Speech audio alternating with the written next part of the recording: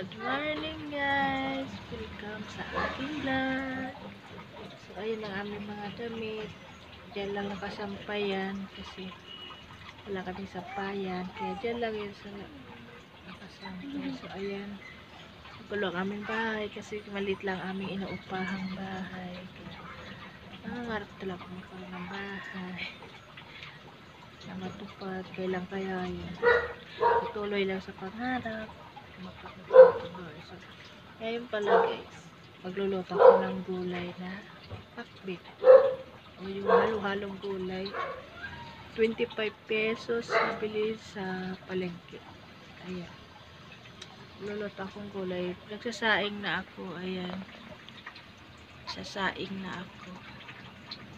Kasi yan ang ano namin, gas maliit. Kasi ito, patagal na to hindi na bibilhan kasi nga mahal ng gas. Kaya ayan, so, maliit na gas kami nagluluto. So ang ulam namin ngayon ay gulay nga. So ito, naluto ko ng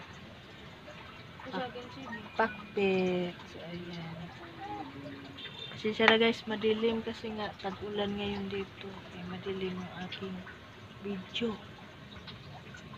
So naghiwa na ako ng bawang sibuyas.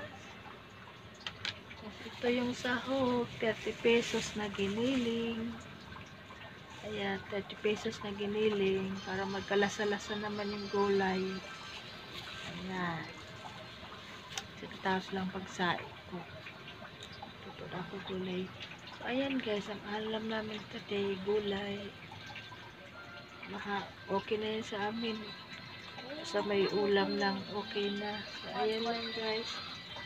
Ayan yung baby ko nilalaro ng kuya niya. Ayan. So, ayan lang guys ang aking vlog for today. Salamat sa guys sa mga nagla-like at